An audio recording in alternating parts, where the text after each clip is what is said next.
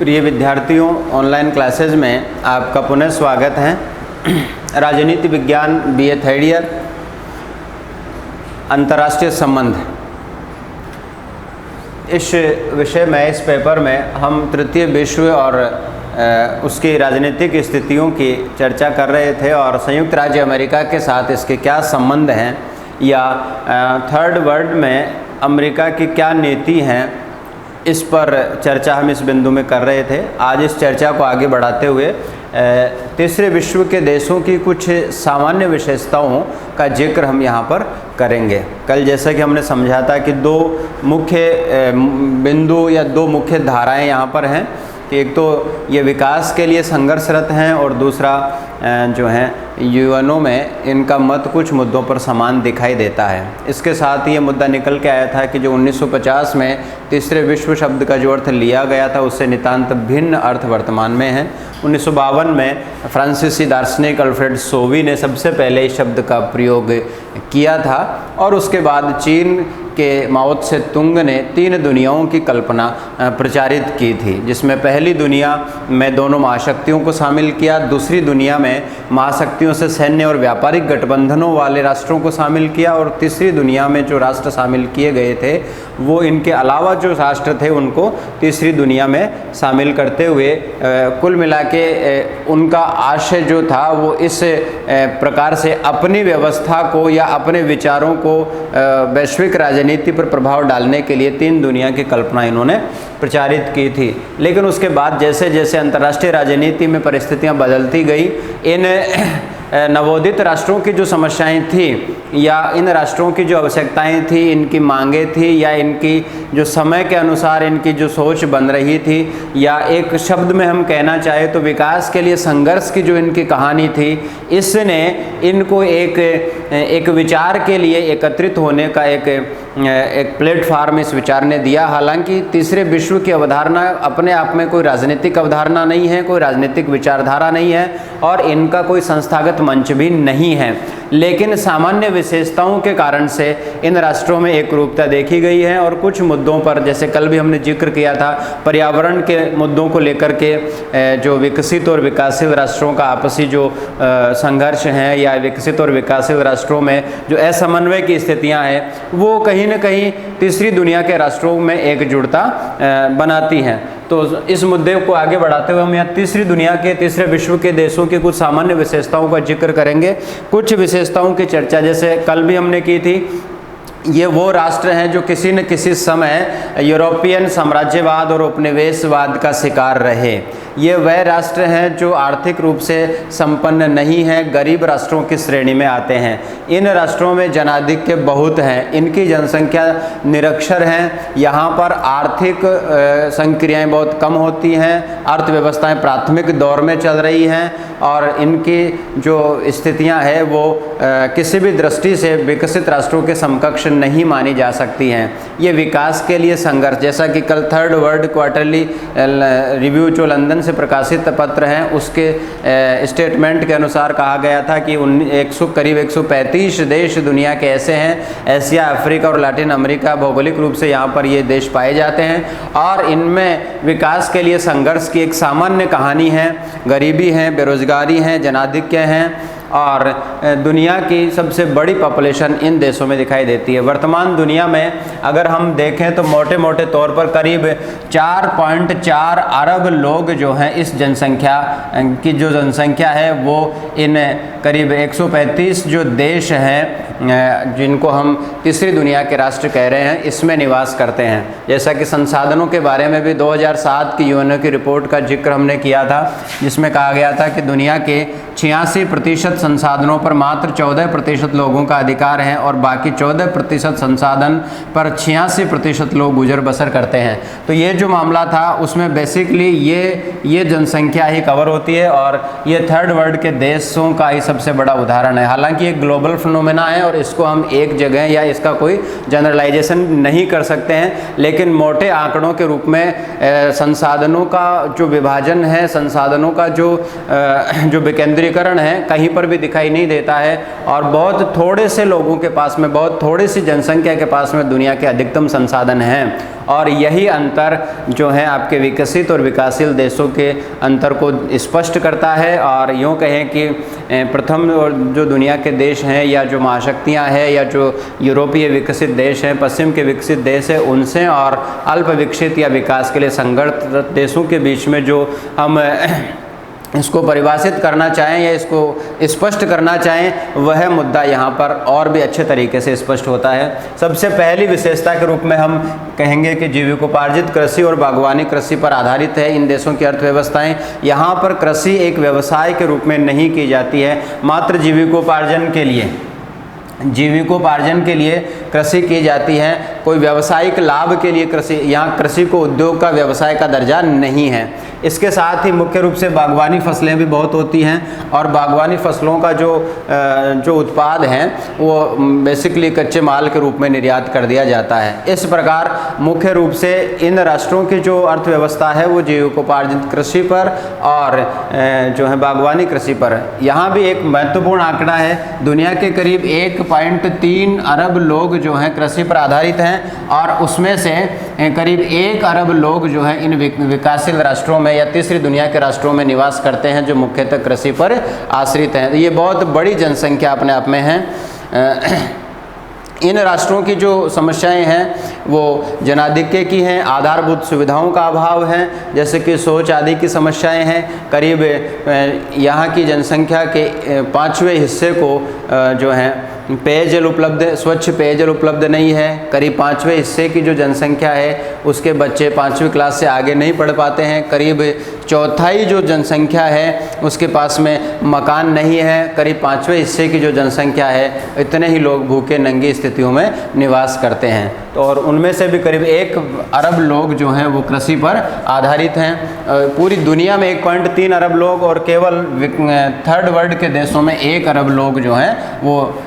कृषि पर आधारित हैं। तो ये बहुत बड़ा आंकड़ा है। अगर कृषि की स्थितियों में कोई परिवर्तन होता है या विपरीत दशाएं उत्पन्न होती है, जैसा कि हम जानते हैं कि मानसूनी प्रदेशों में कृषि एक तरीके से मानसून का जुआ होती है, या अन्य भाग जो मानसूनी प्रदेशों में नहीं आते हैं वहाँ भी कृषि जो है भौतिक और भौगोलिक परिस्थितियों पर, पर्यावरणीय परिस्थितियों पर बहुत हद तक निर्भर करती है। तो परिस्थितियों में विपरीत परिवर्तन आने पर जब कृषि विपरीत तरीके से प्रभावित होती है तो इन राष्ट्रों की राष्ट्रीय आय भी विपरीत तरीके से प्रभावित होती है, जिसका प्रभाव यहाँ पर रहने वाले नागरिकों के रोजगार पर पड़ता है। तो ये एक कॉमन विशेषता इन राष्ट्रों की है। दूसरा, इन राष्ट्रों की जो स्थितियां हैं वो निर्यातों पर आश्रितता है। ये राष्ट्र जो हैं निर्यातों पर आश्रित होते हैं। जैसा कि हमने कहा कि कृषि और बागवानी प्रधान जो अर्थव्यवस्था इनकी है, यहाँ पर जो अर्थव्यवस्था में जैसे ज़्यादा जो निर्यात होते हैं वो अपने आप में नुकसानदेह नहीं होते हैं, कभी भी नुकसानदेह नहीं होते हैं। लेकिन जब आप इस बात का विश्लेषण करेंगे कि निर्यात में कौन सी वस्तुओं का निर्यात किया जाता है, अगर अर्थव्यवस्था प्राथमिक प्रक्रमों पर कार्य कर रही हैं, प्राथमिक चरण में काम कर रही हैं, तो निर्यात किए जाने वाली वस्तुएं मुख्यतः कृषि या बागवानी से उत्पादित कच्चा माल या खानों से निकले हुए कच्चे खनिज पदार्थ होते हैं। तो जब निर्यातों में अधिकता होना किसी भी राष्ट्र के लिए एक अच्छा संकेत है, उसकी अर्थव्यवस्था के लिए अच्छा कारक उत्पन्न करते हैं, लेकिन हमें ये देखना होगा कि उसकी गुणात्मक स्थितियां क्या है। निर्यात की जाने वाली वस्तु अगर कच्चा माल प्राथमिक क्षेत्र का है तो जाहिर सी बात है कि इसका ज़्यादा निर्यात किया जाना कोई अच्छा संकेत नहीं हो सकता है, क्योंकि जब ये स्थितियाँ विपरीत तरीके से प्रभावित होती हैं तो जो है उसमें कच्चा माल उत्पादित करने से उनको तैयार माल और कच्चा माल में बहुत बड़ा अंतर उसकी कीमत में होता है, इसलिए इनको जो प्राप्त होने वाले लाभ हैं वो उतने नहीं मिल पाते हैं। और अल्प विकसित देशों का जो निर्यात है वो करीब 20% रूप में जो है इसी बात पर निर्भर करता है कि कच्चा माल पर। और ये समस्या तब और महत्वपूर्ण हो जाती है जब केवल 1 या 2 वस्तुओं का ही निर्यात किया जाता है, 1 या 2 वस्तुओं का ही निर्यात किया जाता है। जैसे कि ब्राज़ील और अर्जेंटीना जैसे जो देश हैं, इंडोनेशिया, मलेशिया जैसे देश है, कच्चे रबर का उत्पादन करते हैं, उसी का निर्यात करते हैं। तो ये बहुत बड़ी जो विपरीत स्थिति पैदा हो जाती है अगर उस मुख्य फसल जो निर्यात की जाती थी वो प्राकृतिक कारकों से विपरीत रूप से प्रभावित हो जाती है, तो उस देश के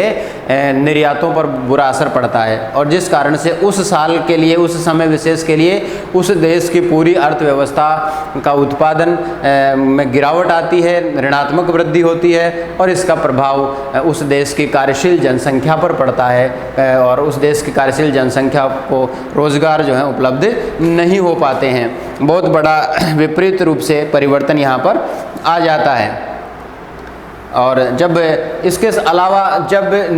दो वस्तुएं, एक वस्तु या तीन वस्तुओं पर निर्यात आश्रित होता है, अंतर्राष्ट्रीय मांग और पूर्ति में बहुत बार ऊंचावचन आ जाते हैं। जब फ्लक्चुएशन आते हैं मांग और पूर्ति में, तो ऐसी स्थिति में बाहरी देशों में अगर उन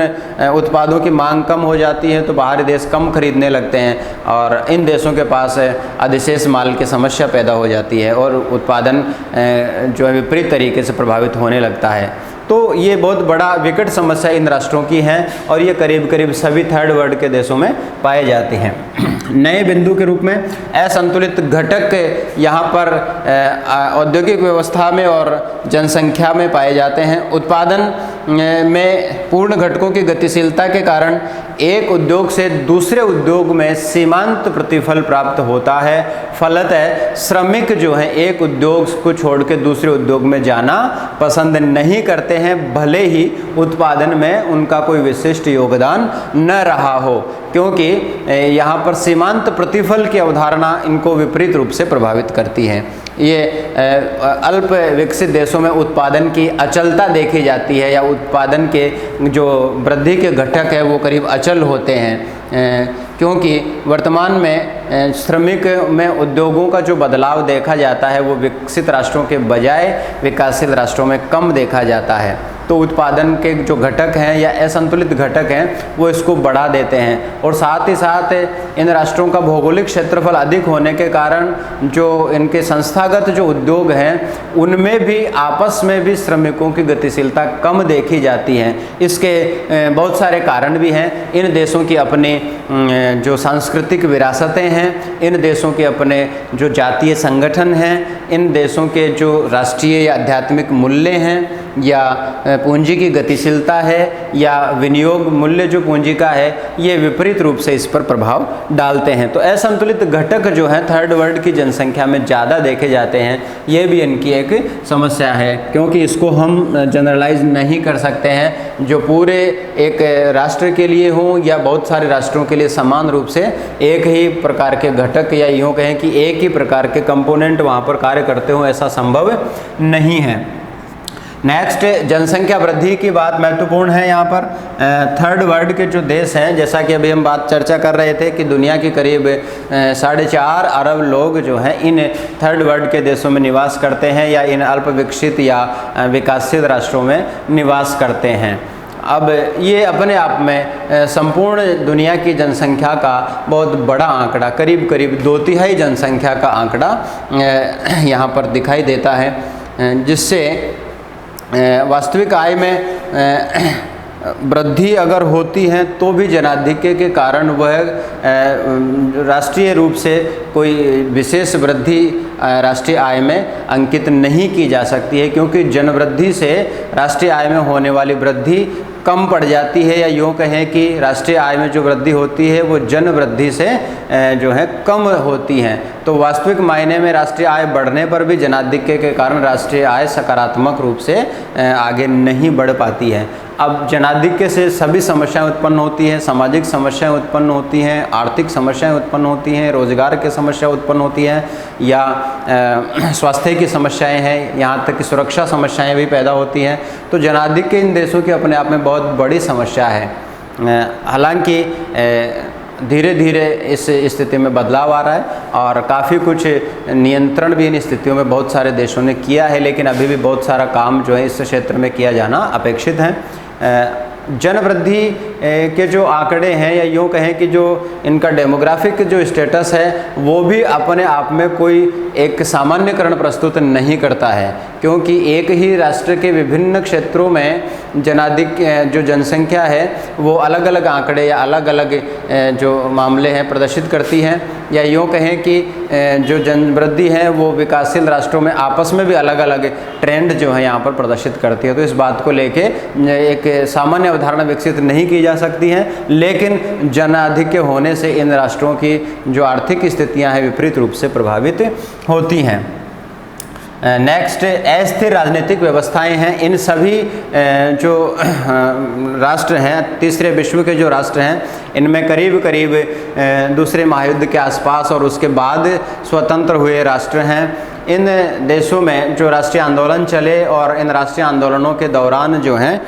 इनको आज़ादी मिली। यूरोपीय उपनिवेशों से, यूरोपीय साम्राज्यवाद से इनको छुटकारा मिला। ये नवोदित राष्ट्र विश्व मंच पर उपस्थित हुए, अपनी उपस्थिति दर्ज कराई और इन्होंने लोकतांत्रिक सरकारों के अधिकांश जगह स्थापना की। लेकिन देखा ये गया कि ये देश लोकतंत्र के स्थापित जो प्रतिमान है उनको स्थिर नहीं कर पाए, उनको स्थायी नहीं कर पाए। बहुत सारे देशों में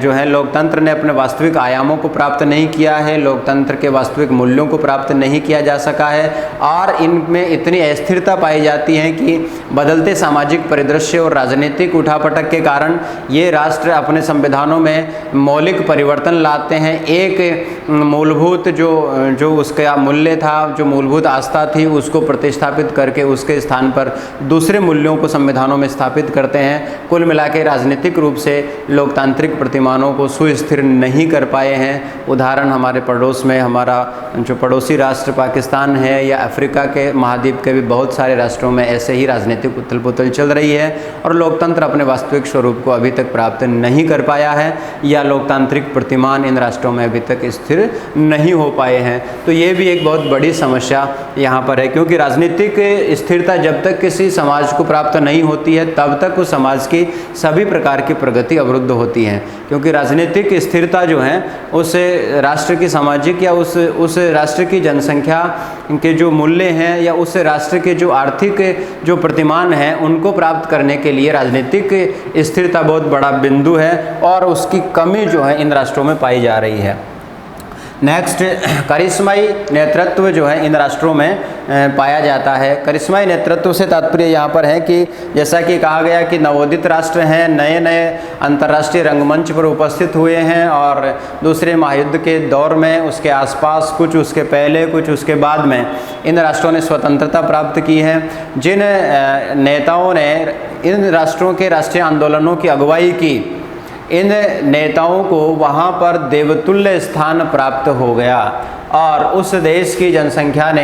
इनको अपना न केवल नेता स्वीकार किया बल्कि उन राष्ट्रों की आज़ादी के बाद इनका कार्यपालक अध्यक्ष भी स्वीकार किया, देवतुल्य प्रतिमान के रूप में स्थापित किया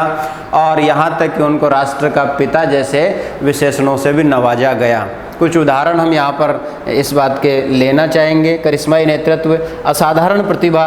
वाले व्यक्तित्व या चमत्कारिक व्यक्तित्व वाले नेता हैं और जिन्होंने लंबे कालों में ऐसे देवतुल्य नेता जनमानस में समा गए और स्वतंत्रता प्राप्ति के बाद जो है इन नेताओं को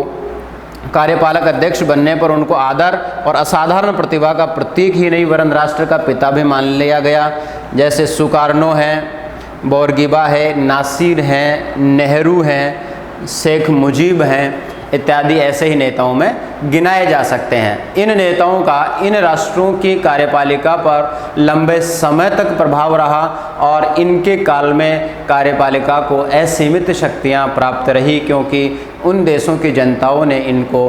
पिता तुल्य या देवतुल्य असाधारण प्रतिभा युक्त व्यक्तित्व के रूप में आज़ादी से पूर्व ही स्वीकार कर लिया था। तो ये भी एक सामान्य विशेषता इन राष्ट्रों की है। नेक्स्ट, विधायिका का ह्रास जो है इन राष्ट्रों की अपनी एक बड़ी समस्या है। हालांकि विधायिका का ह्रास केवल वर्तमान समय में तीसरे विश्व के देशों की ही समस्या नहीं है, क्योंकि विधायिका का ह्रास जो है वर्तमान लोकतंत्र की या यूँ कहें कि वर्तमान शासन प्रणाली की सबसे बड़ी कमी के रूप में उभर करके सामने आ रहा है, क्योंकि दल प्रणाली और राजनीतिक स्थितियों के कारण से धीरे धीरे कार्यपालिका ने विधायिका और न्यायपालिका के कार्यों को भी अपने हाथ में लेना शुरू कर दिया है और धीरे धीरे विधायिका केवल मात्र शासक दल की अनुगामी बन करके रह गई है। ये स्थितियां करीब करीब विश्व के विकसित राष्ट्रों में भी देखी जाती हैं, लेकिन विकासशील राष्ट्रों में बहुमत प्रणाली के कारण से ये बात और भी मुखर रूप से दिखाई देती है, क्योंकि ये देश भौगोलिक रूप से विविधता वाले हैं, सांस्कृतिक रूप से विविधता वाले हैं और जनसंख्या के जो घटक हैं उनमें भी विविधता वाले हैं। तो बहुलवादी प्रकृति के समाज इनकी एक मुख्य विशेषता है। जो विकासशील राष्ट्र हैं या तीसरी दुनिया के राष्ट्र हैं वो बहुलवादी समाज में रहने वाले राष्ट्र हैं, और बहुल समाज परस्पर विरोधी और अधिकतर संघर्षशील शक्तियों के तनाव और खिंचावों से त्रस्त होते हैं, और राजनीतिक व्यवस्था में विधानमंडल ऐसी विषम परिस्थितियों के कारण संयोजनकारी भूमिका निभाने में सर्वथा जो है भूमिका निभाने में असफल रहते हैं। अतः कार्यपालिका अध्यक्ष जो है तानाशाह की स्थिति में आ जाता है। इस प्रकार विधायिका धीरे धीरे नगण्य स्थितियों में चली जाती है और शासक दल या कार्यपालिका की अनुगामी बन करके रह जाती है, क्योंकि दल प्रणाली के कारण विधायिका स्वयं राष्ट्रीय स्वरूप या राष्ट्रीय प्रतिनिधि के रूप में न आकर के केवल दलों के प्रतिनिधि के रूप में बटी हुई दिखाई देती है। तो इस कारण से विधायिकाओं का ह्रास जो है इन थर्ड वर्ल्ड के देशों की राजनीतिक स्थितियों में दिखाई देता हुआ एक ट्रेंड है। इसके अलावा एक दल प्रणाली भी इन राष्ट्रों में बहुतायत से देखी जा रही है, और एक दल प्रणाली का अर्थ यह है कि यहाँ पर किसी बहुत बड़ी प्रतियोगी दल प्रणाली, जो आवश्यक सहिष्णुता जो पाई जानी चाहिए प्रतियोगी दल प्रणाली में, वो यहाँ पर नहीं पाई जाती हैं, और उससे जो है विरोधी दल प्रणाली एक तरीके से छिन्न भिन्न यहाँ पर दिखाई देती है, और जो मुख्य शासक दल हैं वो ही जो है यहाँ पर एक मुख्य दल के रूप में दिखाई देता है, जिससे बहुत बड़ा नुकसान जो है लोकतंत्र को होता है, क्योंकि एक दल प्रधानता के कारण चुनाव कराना भी यहाँ पर ढोंग ही प्रतीत होता है, और उस दल प्रणाली के माध्यम से शासक दल पुनः चुनाव का ढोंग करके सत्ता पर काबिज हो जाते हैं। तो यहाँ पर यूँ कहें कि अभी कार्यपालक जो प्रतिमान हैं वो सुस्थापित नहीं हैं। कार्यपालक जो प्रतिमान हैं वो इस दल प्रणाली के कारण सुस्थापित नहीं हैं, और अभी तक जो है संक्रमण के दौर से गुजर रहे हैं। पुराने नेतृत्व को हटाने पर अनेक राज्यों में कार्यपालिका अध्यक्ष संस्थागत चयन प्रक्रिया की दृढ़ता के अभाव में सामान्य ढंग से चुनकर नहीं आ पाते हैं, और अधिकतर कार्यपालिका पद तानाशाहों के हाथ में चला जाता है। इस प्रकार तीसरी दुनिया के राष्ट्रों में कार्यपालिका सामान्यतः नियंत्रण मुक्त ही रहती हैं, और कार्य व्यवस्थापिकाएँ इन देशों में नामात्र की रह जाती हैं, और न्यायपालिका पर महत्वपूर्ण प्रतिबंध आरोपित करके ये व्यवस्थाएं जो हैं अपने आप को एक तरीके से तानाशाह की स्थिति में बनाए रखती है, यद्यपि कहने को ये लोकतांत्रिक प्रणाली होती हैं। एक और बड़ी जो इनकी विशेषता है और समस्या भी है, और वो है भ्रष्टाचार। तीसरे विश्व के राष्ट्रों में भ्रष्टाचार एक आम समस्या है, जहां यूएसए और पश्चिम के देशों में करीब 90% टैक्स कलेक्शन हो जाता है। जो टैक्स कलेक्शन है वो करीब 90% होता है यूएसए और अन्य पश्चिमी देशों में, जबकि इन देशों में जो थर्ड वर्ल्ड के देश है वहाँ पर लेस देन 50% टैक्स कलेक्शन होता है। तो ये कहीं न कहीं करापवंचन की स्थितियों को दिखाने वाली चीज़ है, और करापवंचन से राष्ट्रीय विकास पर प्रतिकूल प्रभाव यहाँ पर पड़ता है। एक यूएनओ का एक जो प्रोग्राम है यूएनडीपी, इस प्रोग्राम की जो रिपोर्ट है, इस यूनाइटेड नेशंस डेवलपमेंट जो प्रोग्राम है इसकी एक रिपोर्ट है, जिसमें कहा गया है कि भारत और पाकिस्तान सहित दक्षिण एशिया भारत और पाकिस्तान सहित दक्षिण एशिया दुनिया के सबसे भ्रष्टतम और सबसे निकृष्टतम प्रशासित क्षेत्र हैं। भ्रष्टतम और निकृष्टतम प्रशासित क्षेत्र है, निकृष्टतम प्रशासित क्षेत्र माना गया है दक्षिण एशिया सहित, भारत और पाकिस्तान सहित दक्षिण एशिया को। तो ये बात कहीं न कहीं स्पष्ट करती है कि भ्रष्टाचार इस क्षेत्र में किस कदर फैला हुआ है, या भ्रष्टाचार किस हद तक यहाँ पर फैला हुआ है। अब कुछ उदाहरण दिए गए हैं हमारे यहाँ पर, जैसे बम्बई में किसी को अगर भवन बनाना हो तो उसे करीब 37 प्रकार के विभागों से अनुमति लेनी पड़ती है। 37 प्रकार के जो विभाग हैं उनसे अनुमति उसको लेनी पड़ती है, यानी कि उसको इतने दौर से गुजरना पड़ता है और हर किसी न किसी स्टेप पर उसको कुछ न कुछ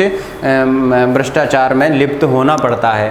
और यहाँ तक कहा गया एक रिपोर्ट में कि भारत में किसी एक छोटे उद्यमी को भी प्रति माह करीब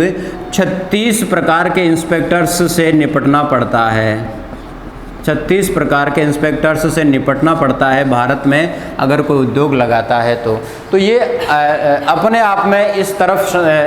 जो संकेत हैं कि इन देशों की व्यवस्थाओं में आमूलचूल परिवर्तन करना आवश्यक है। भ्रष्टाचार यद्यपि केवल हालांकि यूएनडीपी की रिपोर्ट में दक्षिण एशिया को ही इसका मुख्य वो क्षेत्र बताया गया, लेकिन संभवतः दुनिया का कोई हिस्सा इस समस्या से अछूता नहीं है। यद्यपि उसमें गुणात्मक रूप से अंतर पाए जाते हैं और पाए जा सकते हैं, लेकिन जहाँ मानव समाज का निवास है, जहाँ मनुष्य का निवास है, वहाँ पर ये समस्या अनादिकाल से मौजूद रही है और वर्तमान में भी है। लेकिन जहाँ तक स्तर की बात है वो इन राष्ट्रों में अधिक स्तर पर ये समस्या पाई जा रही है। इसके अलावा विलासितापूर्ण जो खर्चे हैं वो भी एक बहुत बड़ी समस्या या यूँ कहें कि इन देशों की एक सामान्य विशेषता हो गई है। विलासितापूर्ण खर्चे, यहाँ के जो कार्यपालक प्रधान हैं या यूँ कहें कि यहाँ की जो सरकारी मशीनरी हैं, यहाँ के जो जितने भी राष्ट्राध्यक्ष हैं या कार्यपालक प्रधान हैं या जो एलिट ग्रुप के जो अधिकारीगण हैं या जो शासन तंत्र में जो लगे हुए लोग हैं, उनके बारे में ये कहा जाता है कि ये लोकतांत्रिक स्वरूप में पुरानी राजशाही के प्रतीक हैं और राजशाही की सुविधाएं आज भी उपयोग करते हैं। कहने को लोकतांत्रिक व्यवस्थाओं में जी रहे हैं, लेकिन इन देशों के कार्यपालक प्रधानों द्वारा, इन देशों के राष्ट्राध्यक्षों द्वारा, कार्यपालिका के मुख्य जो अधिकारीगण हैं, मंत्रीगण हैं, उनके द्वारा या जो एलिट ग्रुप शासन का है उसके द्वारा जो शासन सुविधाएं प्राप्त की जाती हैं, जिस शान शौकत पे पैसा खर्च किया जाता है, विलासितापूर्ण खर्चे यहाँ पर किए जाते हैं। जो पैसा जन कल्याण के लिए या इंफ्रास्ट्रक्चर के लिए खर्च होना चाहिए था वह पैसा बजट के में न जा कर के जो है इनके विलासितापूर्ण खर्चों पर जो निकल जाता है। ये बहुत बड़ा प्रॉब्लम इन राष्ट्रों का है और इसके लिए उपालंब ये दिया जाता है कि पुरानी राजशाही का नूतन स्वरूप जो है इन राष्ट्रों में दिखाई देता है। एक और महत्वपूर्ण जो विशेषता इनकी है वो सैन्य सामग्री पर अत्यधिक खर्च जो है इन राष्ट्रों में किया जाता है। विश्व युद्धोत्तर ट्रेंड्स में हमने देखा था जो आफ्टर सेकेंड वर्ल्ड वार जो अंतर्राष्ट्रीय राजनीतिक रंगमंच पर जो व्यवस्थाएं उभर कर सामने आई, उनमें एक बहुत बड़ा जो ट्रेंड था वो हथियारों की होड़ बन जाना था, जिसका जिक्र हमने पहले चैप्टर में किया भी था। हथियारों की होड़